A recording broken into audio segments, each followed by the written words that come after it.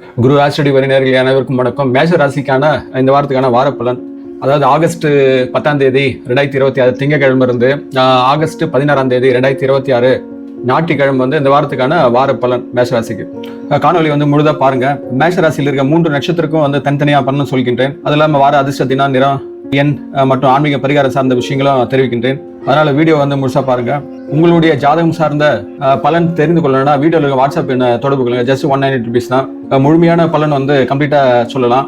அதற்கு அடுத்து நீங்க பிறந்த தேதியிலிருந்து அடுத்த பிறந்த தேதி வரைக்கான ஒரு வருடத்துக்கான இலவசமான ஆண்டு பலனும் அதுதான் உண்மையான ஆண்டு பலன். உங்க பிறப்பு ராசி அடிப்படையில் சொல்றதா உண்மையான ஆண்டு பலன். அந்த ஆண்டு பலன் ஒரு வருடத்துக்கு ஆண்டு பலனும் சொல்கின்றேன். அதன் பிறகு அது சார்ந்த எதனா சந்தேகம் இருந்தா எனக்கு வாட்ஸ்அப்ல தொடர்பு கொள்ளுங்கள்.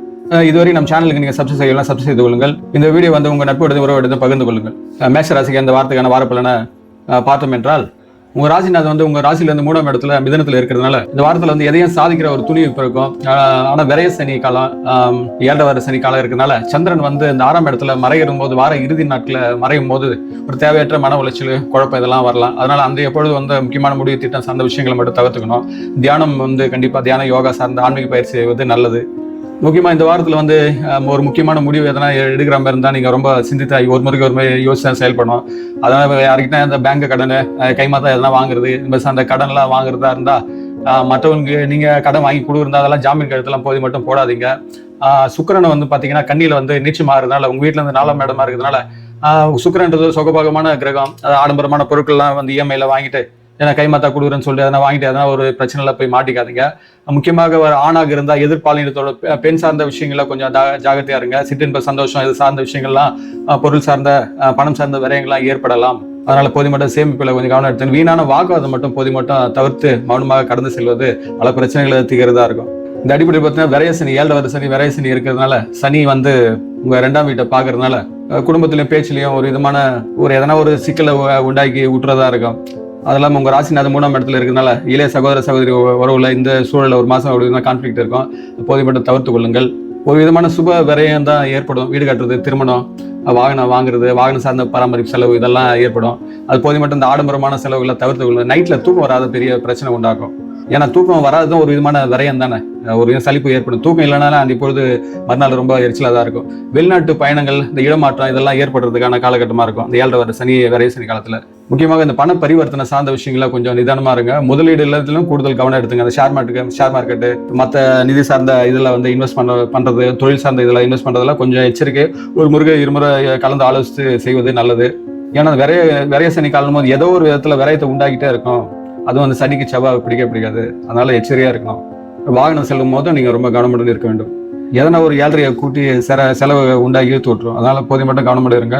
இந்த அடிப்படையில் சந்திரனுடைய நகர்வு பொறுத்தா இந்த வாரத்துக்கான பலன் உங்களுக்கு ஏற்படுவதா இருக்கும். அந்த அடிப்படையில் வார தொடக்க நாள் அந்த திங்கட்கிழமை 10ஆம் தேதி சந்திரன் மிதுனத்துல இருக்கின்றது. சந்திரனுக்கு அது நட்பு வீடு தான். புதனுக்கு தான் பகையா பார்க்கும் சந்திரனை.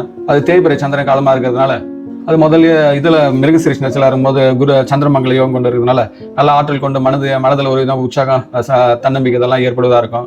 உங்க வீட்லயும் அந்த வீட்லயே பார்த்தீங்கன்னா செவ்வாய் இருக்கிறதுனால சந்திரமங்கல யோகம் தான். அதனால சகோதரி வழி உறவுலையும் ஒரு விதம் இணக்கமான போக்கு இருக்காது. ஏன்னா தேய்பிறை சந்திரன், வளர்பிறை சந்திரனா கூட நல்லா இருக்கும். தேய்பிறை சந்திரன் பாவி இருக்கு. 2வது 3ஆம் இடம் ஒரு விதம் மறைவு, ஒரு விதம் மிஸ் அண்டர்ஸ்டாண்டிங் சூழல் இருக்கும். இருந்து நட்புவா இருக்கிறதுனால ஒரு புரிதல் அண்டர்ஸ்டாண்டிங் கழுதாது அப்படிதான் பேசிட்டு இருக்கோன்ட்டு உங்களோட இளைய சகோதரர் அந்த இதுல கடந்து போற சூழல் இருக்கும். ஆனா தைரியம், ஆற்றல் கொண்டு அன்றைய நாள் நல்லா இருக்கும். திங்கட்கிழமை சுப நிகழ்வு சார்ந்த இதெல்லாம் பண செலவு ஏற்படுவதா இருக்கும். திடீர் அதிர்ஷ்டம், பண வரவு சார்ந்த விஷயங்களும் ஏற்படுவதா இருக்கும் அன்றைய நாள். அதை அடுத்து 11ஆம் தேதி 12ஆம் தேதி பாத்தீங்கன்னா செவ்வாய்க்கிழமை, புதன்கிழமை சந்திரன் கடகத்துக்கு இடப்பெயர்வு ஏற்படுகிறது. சந்திரனுக்கு அது ஆட்சி வீடு, நட்பு அதோடைய வீடா இருக்கிறதுனால, உங்க வீட்டுல இருந்து 4ஆம் வீடா இருக்கிறதுனால அங்கேயே சூரியன் புதன் அது இருக்கு. கூடிய சந்திரன் இணையும் போது 4 கிரகங்கள் இருக்கிறது. புதனுக்கு தான் சந்திரனை பிடிக்காது. சந்திரனுக்கு புதனை பிடிக்கும். புதனுக்கு குருவுக்கு பகை, குருவுக்கு புதன் பகை. இப்படி ஒண்ணு முட்டின் மோதலா இருக்கும் போது மகிழ்ச்சி, சந்தோஷம் அதெல்லாம் அன்றைய நாள் இருப்பதா இருக்கும். தாயாரின் அன்பு கிடைக்கும். மண்மனை வீடு சார்ந்த விஷயங்கள், அது சார்ந்த பேச்சுகள், டாக்குமெண்டான விஷயங்கள் இதெல்லாம் அதெல்லாம் முக்கிய ஒப்பந்தம் சார்ந்த விஷயங்களை ஏற்படுத்திக்கலாம். இருந்து கொஞ்சம் கூடுதல் எச்சரிக்கை கொண்டுதான் விஷயங்களை கையாளணும். ஏனென்றால் அது தேய்பிறை காலமா என்பதால்.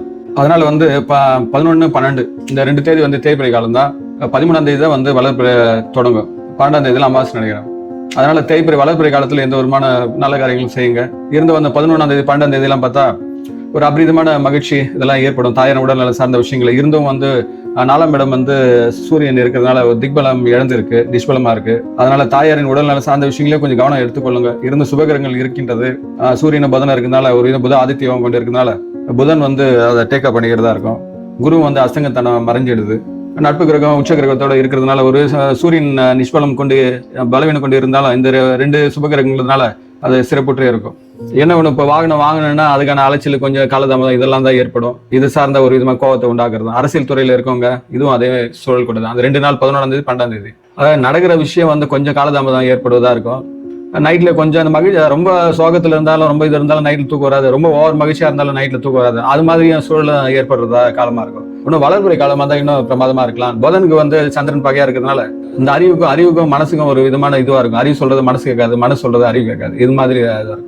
அதாவது ஒரு பொருள் வாங்கலாம்னு மனசு ஆசைப்படும், அறிவு வந்து என்ன சொல்லும், பணம் இப்ப இல்ல இருக்குது, வந்து நாளைக்கு பாத்துக்கலாம்னு. ஆனா அதை டாமினேட் பண்ற இதுவா தான் இருக்கும். அதான் அந்த 2 நாள் சூழல் இப்படி பாத்துங்க. அதுக்கு அடுத்து பாத்தீங்கன்னா வளர்ப்பறை தொடங்கணும் 13ஆம் தேதி, அதாவது வியாழக்கிழமை வெள்ளிக்கிழமை 13, 14 இந்த 2 தேதியில பாத்தீங்கன்னா சந்திரன் வந்து சிம்மராசிக்கு கேதுவுடன் இணைகின்றது. அது உங்க வீட்டுல இருந்து 5ஆம் இடம் இருக்கிறதுனால வளர்ப்பறை சந்திரன் பூர்வ புண்ணிய ஸ்தானத்தினால ஒரு ஆன்மீக எண்ணங்கள் வந்து அதிகரிக்கும். குழந்தைங்களுடைய பற்றிய கவலைகள்லாம் வந்து நீங்கிறதா இருக்கும். ஏன்னா வளர்ப்பறை சந்திரன் அதோட இருக்கும் ஒரு கிரகண தோஷம் தான். இருந்த குழந்தைங்க இருக்க சூழல் நல்லா இருக்கும், இருந்தும் அவங்கள பற்றி ஒரு கவலை, என்ன எதிர்காலத்தை பத்தி ஒரு தவிப்பு இதெல்லாம் இருக்கும். இருந்த ஒரு மகிழ்ச்சிகரமான சூழல் கொண்டதா தான் இருக்கும். ஏன்னா அது சிம்மத்தின் அதிபதியும் வந்து கடகத்துல தான் இருக்கு. அதனால குழந்தைகளுக்காக செலவு பண்றது இதெல்லாம் ஏற்படுவதா இருக்கும். அதுக்கடுத்து பாத்தீங்கன்னா 15ஆம் தேதி 16ஆம் தேதி பாத்தீங்கன்னா, அதாவது வார இறுதி நாள் சனிக்கிழமை ஞாயிற்றுக்கிழமை வந்து சந்திரன் வந்து கன்னிக்கு போறதுனால அங்கேயே வந்து சுக்கிரன் வந்து நீச்சமாக இருப்பதால் அது உங்க வீட்டுல இருந்து 6ஆம் வீடா இருக்கிறதுனால செவ்வாயும் வந்து 4ஆம் பாறையா சுக்கிரனை பார்க்கறதுனால உடல் ஆரோக்கியம் சார்ந்த விஷயங்களை கொஞ்சம் அன்றைய நாள் கொஞ்சம் கவனம் எடுத்துக்கணும். மனக்குழப்பம் கொஞ்சம் ஏற்படலாம். பயணங்களை போது மட்டும் கவனம் தேவை. தொலைதூர பயணங்களை தவிர்த்துக் கொள்ளுங்கள். ஏன்னா 7ஆம் வர சனியை வந்து உங்க 2ஆம் வீட்டை பார்க்கிறது, உங்க ராசிநாதனை வந்து செவ்வாய் வந்து 4ஆம் பாறையா அதை பார்க்கறதுனால 6ஆம் வீடா இருக்கிறதுனால கண்டிப்பா உடல் நல சார்ந்த தொல்லைகள் உண்டாகும். பழைய கடன் கொடுக்கறது, கடன் வாங்க எதுவும் வச்சுக்காதீங்க. இதுக்காக பாத்தீங்கன்னா அந்த தொழில், அந்த உங்க வேலை சார்ந்த விஷயங்கள்லாம் பார்க்கும்போது உங்க 4ஆம் இடத்துல குரு புதன் சூரியன் எல்லாம் இருக்கிறதுனால செய்யும் தொழில் வேலை சார்ந்த விஷயங்கள நன்றாக தான் இருக்கு. புதிய முதலீடு மட்டும் தவிர்த்துருங்க. போது மட்டும் உங்களோட சுப்ரீம் ஆபீசர் இருக்காங்களா, மேலதிகாரி விவாதங்களை தவிர்த்துக் கொள்ளுங்கள்.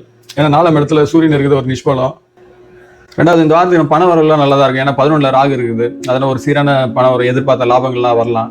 12ஆம் இடத்துல சனி இருக்கிறதுனால தனக்காரகன் வந்து உங்க 2ஆம் இடத்து தனக்காரன் சுக்கிரன் வந்து நீச்சமா பெற்றதுனால பணம் வர மாதிரி வந்து அதுக்கான செலவு இருக்கும். 10,000 ரூபாய் செலவு வந்தா 10,000 ரூபாய் பணம் வந்தா 20,000 ரூபாய் செலவு இருக்கும். அதனால போது மட்டும் சேமிப்பு சார்ந்த விஷயங்கள கொஞ்சம் சிரமமா இருக்கும். அதை சிக்கனத்தை கொஞ்சம் கடைபிடிங்க. உங்க 2ஆம் வீட்டு குடும்ப ஸ்தான அதிபதி பத்தி சுக்கிரன் 6ல நீச்சமா ஆகிறதுனால கணவன் மனைவி உறவு சார்ந்த விஷயங்கள விட்டு கொடுத்து நல்லது. அந்த யூகோ டாமினேஷன் அதிகமா இருக்கும், அது சார்ந்த சின்ன சின்ன பிரச்சனைகள்லாம் வரலாம். 4ஆம் இடத்துல குருனால பெரியவர்களுடைய ஆலோசனை இதெல்லாம் உங்களுக்கு ஒரு விதமான அமைதி ஏற்படுத்தி கொடுக்கும். முக்கியமான பேச்சுல கொஞ்சம் நிதானத்தை கடைபிடிங்கள்.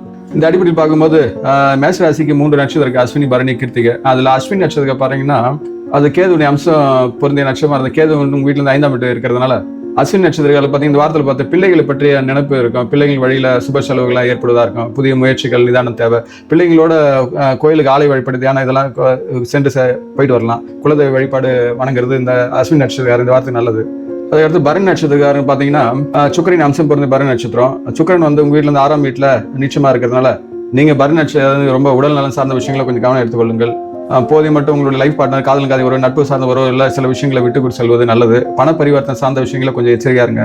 அதாவது கிருத்திகை நட்சத்திரம் சூரியன் அம்சம் பொருந்த கிருதி நட்சத்திரம் பாத்தீங்கன்னா ஒரு பாதம் மட்டும் தான் இருக்கு. இந்த 1ஆம் பாதம் கொண்டவங்க மட்டும் பாத்தீங்கன்னா சூரியன் வந்து உங்க வீட்டுல 4ஆம் இடத்துல இருக்கிறதுனால அது ஒரு நிஷ்பலம் கொண்டு இருக்கிறதுனால, இருந்தும் புதன் வந்து சுபகிரகத்தோட இருக்கிறதுனால, புத ஆதித்யம் கொண்டு இருக்கிறதுனால தாயாரின் உடல்நலம் சார்ந்த விஷயங்களை கொஞ்சம் கவனம் எடுத்துக்கல. இருந்தால் மருத்துவம் சார்ந்த விஷயங்கள்லாம் உதவி கிடைப்பதா இருக்கும். நிலம், வீடு சம்பந்தப்பட்ட டாக்குமெண்டான விஷயங்கள், இடம் வாங்க போறீங்கன்னா அந்த இடத்த பற்றிய விலங்க சார்ந்து இதெல்லாம் ரொம்ப கவனமா பார்த்துக் கொள்ளுங்க. பண பரிவர்த்தனை பாச விஷயங்களும் கொஞ்சம் கவனமா எடுத்துக்கொள்ளுங்கள்.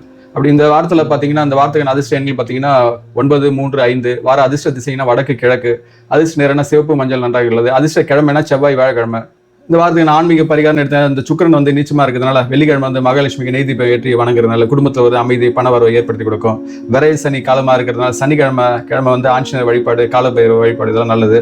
மாட்டு திருநாரிகள், ஆதரவற்றோர் இவங்களுக்குலாம் எதனா ஒரு சாப்பாடு, மதிய சாப்பாடு எதனா சின்ன சின்ன இது பொருள் கொடுக்கறது நல்லது. காக்கைக்கு வந்து எல் சாதம் வச்சு வணங்குறது நல்லது. மிக செவ்வாய்க்கிழமை நீங்க உங்க ராசிக்கு அதிபதியான கடவுளான முருகப்பெருமான் செவ்வாய்க்கிழமை வணங்குறது நல்லது. இதெல்லாம் உடல் ஆரோக்கியம், தைரியம் இதெல்லாம் ஏற்படுத்தி உங்களுக்கான வாழ்க்கைக்கு செழுமையான சூழல் இருக்கும். அதனால மேஷ ராசிக்கார தாங்கள் இந்த வாரத்தில் வாழ்வில் அனைத்து வளங்களும் பெற்று சிறப்புடன் வாழ எல்லாம் அந்த இறைசக்தியை நான் பிரார்த்திக்கின்றேன். இதுவரை நம் சேனலுக்கு நீ சப்ஸ்கிரைப் செய்யலாம், சப்ஸ்கிரைப் செய்து கொள்ளுங்கள். இக்காணொலியில் உங்கள் உறவட்டத்திலும் நட்பட்டத்திலும் பகிர்ந்து கொள்ளுங்கள். உங்கள் ஜாதகம் சார்ந்த பலனும் தெரிந்து கொள்ள வீடியோவில் வாட்ஸ்அப் எண்ணில் தொடர்பு கொள்ளுங்கள். தாங்களும் தங்கள் அன்பு குடும்பம் வாழ்க வளமுடன்.